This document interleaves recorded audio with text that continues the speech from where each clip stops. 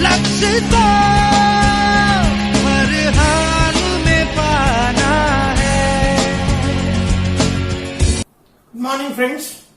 Now today in this topic we are continuing with application of derivatives and today we are going to learn about the increasing decreasing functions. Increasing decreasing functions Hindi में इसे हम कहते हैं हासमान वृद्धिमान फलन या वृद्धिमान हासमान फलन। अब ये क्या होते हैं, क्यों होते हैं, कैसे होते हैं, पहले इसको समझते हैं अपन। Let us have an example y equals to x square का ग्राफ हम देखते हैं। आप इस ग्राफ में देखिए, जैसे मैं नेगेटिव एक्स एक्सिस से नेगेटिव इंफिनिटी से जीरो की तरफ बढ़ता हूं, y की वैल्यू कम हो रही है। देखिए आप, जैसे जैसे x की वैल्यू -5, -4, -3, -2, -1 कर रहा हूं, y की वैल्यू कम होती जा रही है, ग्राफ नीचे की तरफ आ रहा है। और जैसे जैसे मैं जीरो से इंफिनिटी की तरफ बढ़ रहा हूं, y की वैल्यू बढ़ती जा रही है। जीरो पे कम है, 1 पे ज्यादा है, 2 पे और ज्यादा, 3 पे और ज्यादा, लाइक दिस बढ़ती जा रही है। इसका क्या मतलब हुआ? पहले केस में जब x बढ़ रहा था तो y कम हो रहा था, दूसरे केस में जब x बढ़ रहा है तो y बढ़ रहा है। तो इसको हम यूं समझ सकते हैं कि from minus infinity to zero, from minus infinity to zero हमारा यह फंक्शन डिक्रीजिंग मोड में है, डिक्रीज कर रहा है। हमारी लोकल लैंग्वेज में इसको हम कह सकते हैं यह उतार है, उतराई है। अगर मैं इस पोजीशन पे मोटरसाइकिल को रख दूं या मैं बैठ जाऊं तो मुझे किसी पुश की जरूरत नहीं है, मैं अपने आप ओ पोजीशन पे आ जाऊंगा। इसको कहते हैं उतराई, मींस फंक्शन क्या है, डिक्रीजिंग है। सेकेंड केस में आप देखिए, जब आप ओ पे हैं, इसके बाद फंक्शन की वैल्यू क्या हो रही है, इंक्रीज हो रही है, वो इंक्रीजिंग मोड में आ गया। मतलब अगर ओ पे मैंने बाइक रखी तो बाइक को ऊपर ले जाने के लिए फर्स्ट गियर में डालना पड़ेगा, चढ़ाई आ गई। तो हमारी सिंपल लैंग्वेज में हम कहते हैं जहां उतराई आई वो डिक्रीजिंग फंक्शन है और जहां चढ़ाई आई वो इंक्रीजिंग फंक्शन है। तो from minus infinity to zero it is decreasing function and from zero to infinity it is increasing function. Now एक और एग्जांपल लेते हैं। हमने लिया y equal to x cube का graph. We all know this graph. आप देखिए, जैसे जैसे इसमें x की वैल्यू इंक्रीज हो रही है, y की वैल्यू भी इंक्रीज हो रही है। केवल इंक्रीमेंट ही है, बीच में डिक्रीमेंट कहीं नहीं है। ऐसे फंक्शन को हम कहेंगे strictly increasing function, strictly increasing function. Another example लिया मैंने y equals to minus x cube. Graph very easily you can draw कर सकते हो। अब आप देखो, जैसे जैसे आप x बढ़ाते हो y कम होता जा रहा है, इसमें बीच में कहीं बढ़ नहीं रहा है। मींस स्ट्रिक्टली जैसे जैसे x बढ़ रहा है y कम हो रहा है, means it is strictly decreasing function. एक और एग्जांपल आप यहां देखिए, मैंने एक कर्व बनाया, ये ऊपर चढ़ रहा है, फिर कुछ टाइम के लिए वापस पैरेलल हो गया एक्स एक्सिस के, फिर वापस चढ़ रहा है। मींस ये इंक्रीजिंग तो है पर हम इसको स्ट्रिक्टली नहीं कह सकते। बीच में इसने पॉज ले लिया है कि बीच में या तो ये पैरेलल हो गया एक्स एक्सिस के, इसलिए स्ट्रिक्टली इंक्रीजिंग नहीं कह सकते, इसको इंक्रीजिंग जरूर कहेंगे। सिमिलरली ऐसा ही कर ऊपर से नीचे उतर रहा है पर एक बार के लिए एक्स एक्सिस के पैरेलल हो गया, इसलिए इसको स्ट्रिक्टली डिक्रीजिंग नहीं कह सकते, केवल डिक्रीजिंग फंक्शन कहेंगे।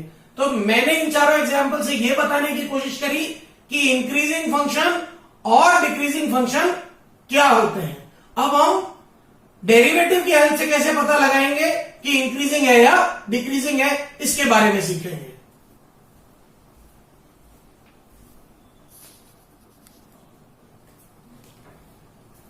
नाउ बगैर ग्राफ के हम कैसे पता लगाएं कि फंक्शन इंक्रीजिंग है या डिक्रीजिंग है। विदाउट ग्राफ हम कैसे पता लगाएं, तो उसके दो मेथड है। एक है विदाउट यूजिंग डेरिवेटिव, एक है यूजिंग द डेरिवेटिव। एक है अवकलज का प्रयोग किए बिना और एक अवकलज का प्रयोग करके। अवकलज का प्रयोग किए बिना, अगर हमने दो वैल्यूज ली x की, x1 और x2, और उसमें रिलेशन लाए कि x1 x2 से बड़ा है, तो उसकी इमेजेस में भी अगर यही रिलेशन आया, उसके प्रतिबिंब में भी कि fx1 fx2 से बड़ा है, मींस y1 y2 से बड़ा है, तो ऐसा फंक्शन इंक्रीजिंग फंक्शन होगा। हम एग्जांपल देख सकते हैं। ये ग्राफ हमने अभी अभी सीखा था, y equals to x cube का था, जो एक इंक्रीजिंग फंक्शन का ग्राफ था। आप सोचिए अगर x1 की वैल्यू x2 से बड़ी है यहां पे और इसकी इमेज y1 की वैल्यू भी y2 से बड़ी है, तो ये इसका एग्जांपल है इंक्रीजिंग फंक्शन का। नटशेल में यूं समझे, x के बीच में जो रिलेशन है ग्रेटर देन या लेस देन का, वही रिलेशन अगर y के बीच में है तो फंक्शन इंक्रीजिंग है। उल्टा अगर x1 ग्रेटर देन x2 है but y1 less than y2 आ गया, मतलब रिलेशन उल्टा हो गया, तो ये डिक्रीजिंग फंक्शन है।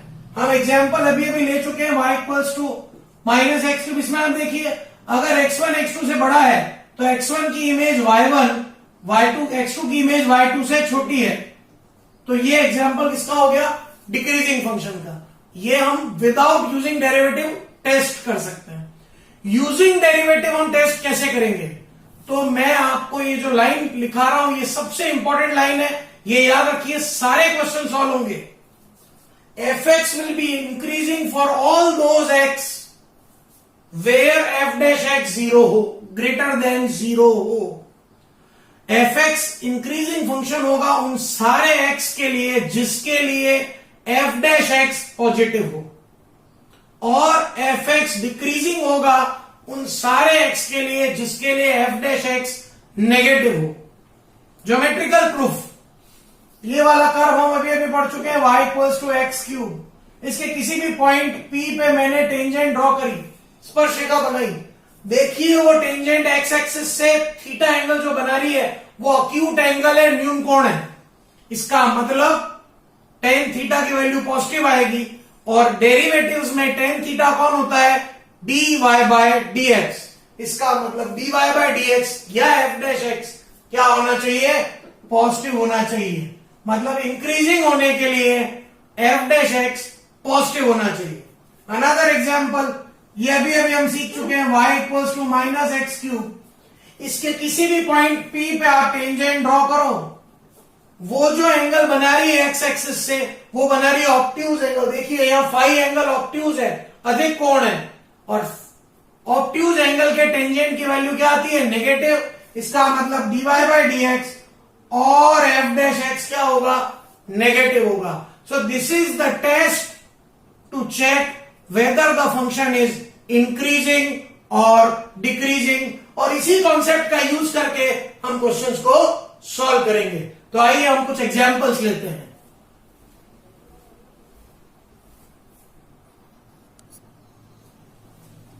I'll take some examples on increasing decreasing functions।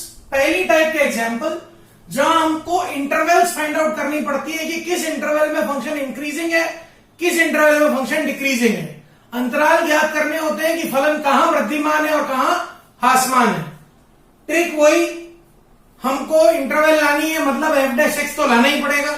तो for calculating the intervals of increasing decreasing function, differentiating fx with respect to x, f dash x ले आया 6x square minus 42x plus 36, 6 common ले लिया तो x square minus 7x plus 6 factor बन रहे, बना दिया।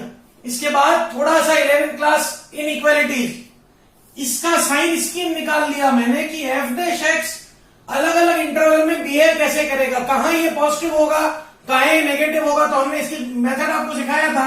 नंबर लाइन ड्रॉ कीजिए, दोनों फैक्टर को इक्वल टू 0 डालिए, तो यहां 1 और यहां 6 आ गया। अब अगर आप इसमें माइनस इंफिनिटी से 1 के बीच की कोई वैल्यू सपोज 0 पुट करते हैं तो f डैश x की वैल्यू पॉजिटिव आ रही है। 1 और 6 के बीच की कोई वैल्यू डालिए, 3 डालिए आप, और नेगेटिव आ रहा है। और 3 से बड़ी कोई वैल्यू डालिए, 7 डाल दीजिए, पॉजिटिव आ रहा है। तो साइन स्कीम क्या हो गई इसकी? माइनस इंफिनिटी टू 1 में ये पॉजिटिव है, 1 टू 6 में नेगेटिव है, 6 टू इंफिनिटी में ये पॉजिटिव है। Now for increasing function f dash x positive होना चाहिए। तो वो f डैश x पॉजिटिव कब है? जब x है माइनस इंफिनिटी से 1 और 6 से इंफिनिटी। मतलब मेरा fx इंक्रीजिंग फंक्शन होगा कब? जब x होगा माइनस इंफिनिटी से 1 यूनियन 6 से infinity.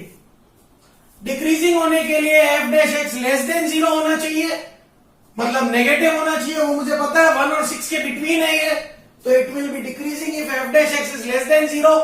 For that x belongs to 1 to 6, मतलब fx डिक्रीजिंग होगा अगर x मेरा 1 से लेके 6 के बीच में है, बिटवीन 1 टू 6 है। तो इंटरवल फाइंड आउट करने के लिए पहला काम F dash x find out कीजिए, दूसरा काम जो भी इक्वेशन बन रही है उसकी साइन स्कीम ले आइए, तीसरा काम फंक्शन इंक्रीजिंग कब होता है, जब एफ डैश एक्स पॉजिटिव हो, और डिक्रीजिंग कब होता है, जब एफ डैश एक्स नेगेटिव हो। अनदर एग्जाम्पल, एफ एक्स सबकी बार दे रखा था x power 4 minus x cube by 3, करे डेरिवेटिव एक्स पावर 4 का 4x क्यूब, एक्स क्यूब का 3x square by 3, 3 cancel, 4x cube minus x square आ गया। अब आप देखिए मैंने कॉमन ले लिया, एक्स स्क्वायर तो आएगा 4x माइनस 1। आप सोचिए एफ डैश एक्स का पॉजिटिव नेगेटिव होना केवल 4x माइनस 1 पे डिपेंड कर रहा है, क्योंकि बाहर एक्स स्क्वायर है जो कि ऑलवेज पॉजिटिव रहेगा चाहे जो एक्स को डालो। तो साइन स्कीम क्या आएगी, जब मेरा x 1/4 से बड़ा है तो ये पॉजिटिव है, और x 1/4 से छोटा है तो ये नेगेटिव है। तो F x will be increasing function when F dash x is positive, means 4x minus 1 is positive, मतलब x 1/4 से बड़ा हो, मतलब मेरा इंक्रीजिंग फंक्शन होने के लिए x 1/4 से बड़ा होना चाहिए। और डिक्रीजिंग कब होगा, जब f dash x less than 0, 4x minus 1 less than 0, मतलब x लेस देन 1/4 हो।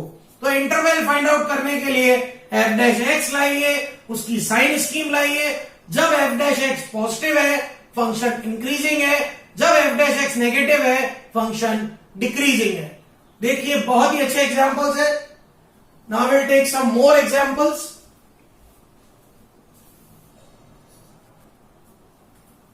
Now we are taking a very good example. fx is 3/10 x power 4 minus 4/5 x cube minus 3x square plus 36/5 x plus 11. Same question है, find the intervals where the function is increasing and decreasing. वो अंतराल ज्ञात कीजिए जहां फलन वृद्धिमान व ह्रासमान है।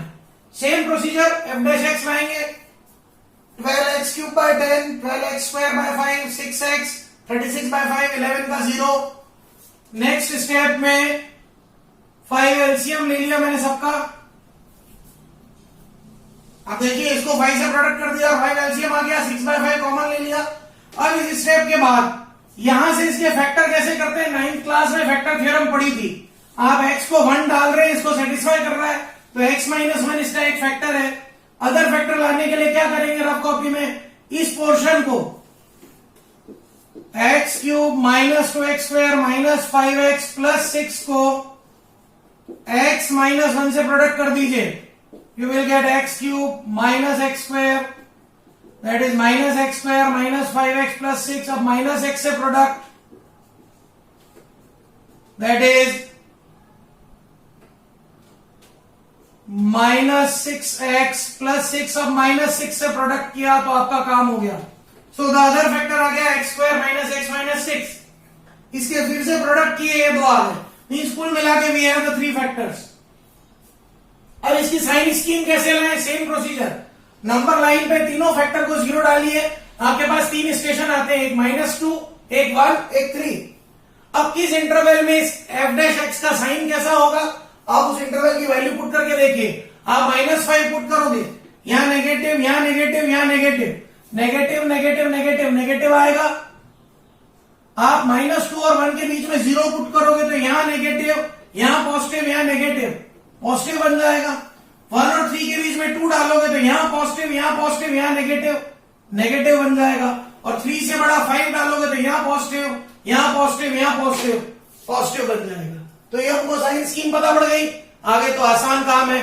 F x increasing कब होता है, जब एफ डैश एक्स पॉजिटिव हो, मतलब -2 से 1 और 3 से इंफिनिटी।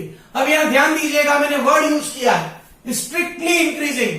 जब कभी भी मैं वर्ड यूज कर लू स्ट्रिक्टली, इसका मतलब उस पॉइंट को इंक्लूड करना है।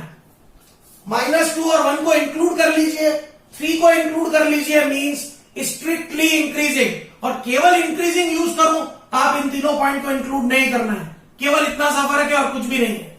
तो strictly increasing -2 to 1 union 3 to infinity, strictly decreasing -∞ to -2 close bracket union 1 to 3 close bracket. ध्यान रखने वाली बात है, मैं फिर से कह रहा हूं, स्ट्रिक्टली वर्ड जहां यूज आ जाए वहां पे क्लोज ब्रैकेट यूज करने हैं, और जहां स्ट्रिक्टली वर्ड यूज नहीं आ रहा है ओपन ब्रैकेट यूज कीजिए। एक और चीज थी, इसके फैक्टर करना है, हम 9th क्लास में पढ़ चुके थे फैक्टर थ्योरम, वहीं से हमने फैक्टर की है। तो it's a very good example.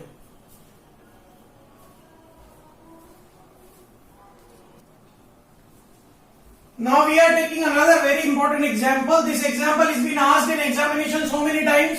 ये example board exam में बहुत बार आ चुका है।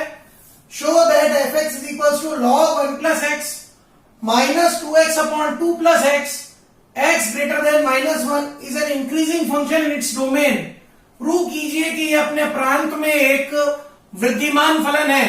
कुछ भी करना हो, आसमान वृद्धिमान, इंक्रीजिंग डिक्रीजिंग, हमको f डैश x की लाना होता है। करिए डिफरेंशियल, लॉग का डिफरेंशियल 1 अपॉन 1 प्लस एक्स, इधर u upon v method, v का square, v as it is, differential of u that is 2x minus u as it is 2x as it is, differential of 2 plus x. Next step, 2x का differential 2 और यहां 2 plus x का differential 0 plus 1, bracket open किया, 4 plus 2x minus 2x आ गया, LCM ले लिया, यह आया 4 plus x square plus 4x, इधर से 1 प्लस एक्स गया तो -4 माइनस 4x अपॉन दिस, मुझे f डैश x की वैल्यू ये मिल गई, that is x square upon 1 plus x into 2 plus x square.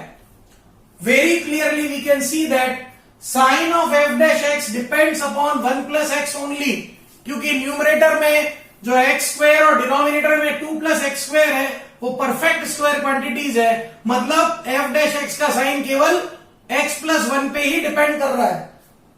इसका मतलब f डैश x का पॉजिटिव होगा जब x प्लस 1 0 से बड़ा हो, 1 greater than 0 means x greater than -1 हो, और f dash x less than 0 होगा जब x plus 1 less than 0 means x less than -1 हो। इट मीन्स हम कह सकते हैं fx इंक्रीजिंग होगा जब x greater than -1 हो, which is the domain of the function already given, x greater than -1. Hence, this function is increasing in its domain. As it is आप board में कीजिए, you will get full out of full marks for sure.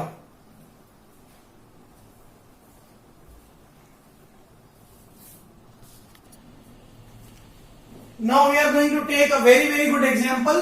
Find the intervals in which this function fx is equals to 4 sin x minus 2x minus x cos x upon 2 plus cos x is increasing or decreasing.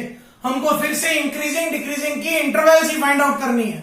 Same procedure, f dash x calculate करेंगे। ये portion I am not calculating, you can do. मैं last इस position पे आ जाता हूं कि f dash x ये आ गया है, बीच वाला पोर्शन अब मेरे करने लायक नहीं है। u अपॉन v मेथड लगाना है, सिंपल डिफरेंशिएशन है, प्रोडक्ट वगैरह कीजिए, यू विल गेट दिस। अब यहां जो समझने वाली बात है उसको समझेंगे, इंपॉर्टेंट पोर्शन है ये। न्यूमरेटर में 4 माइनस कॉस एक्स है, ये ऑलवेज पॉजिटिव होता है क्योंकि कॉस की वैल्यू केवल -1 से 1 होती है। डिनोमिनेटर में 2 प्लस कॉस एक्स का स्क्वायर है, स्क्वायर क्वांटिटी है, ऑलवेज पॉजिटिव है, मतलब एफ डैश एक्स का साइन केवल कॉस पे डिपेंड करेगा। जब cos positive f dash x positive, जब cos negative f dash x negative. Means f dash x का पॉजिटिव होगा जब कॉस एक्स पॉजिटिव हो। कॉस पॉजिटिव कहां होता है? First quadrant and fourth quadrant, 0 to pi by 2 and 3 pi by 2 to 2 पाई। और F dash x negative कब होगा? जब कॉस एक्स नेगेटिव हो, mean second and third quadrant, pi by 2 and 3 pi by 2। Hence हम कह सकते हैं F x is increasing in 0 to pi by 2 union 3 pi by 2 to 2 pi, and F x will be decreasing in pi by 2 to 3 pi by 2। These all were the examples based on increasing decreasing functions, and in this video we have learned about the method to calculate the increasing decreasing functions. Hope आपको ये video समझ में आया होगा, अच्छा लगा होगा। अगर अच्छा लगा हो तो शेयर कीजिए, अपने फ्रेंड्स को बताइए और मेरे चैनल को सब्सक्राइब कीजिए आप, ताकि आप इसी तरह के बहुत अच्छे अच्छे मैथमेटिक्स के वीडियोस को देख सकें और उनसे नॉलेज ले सकें। Thank you. Have a great day.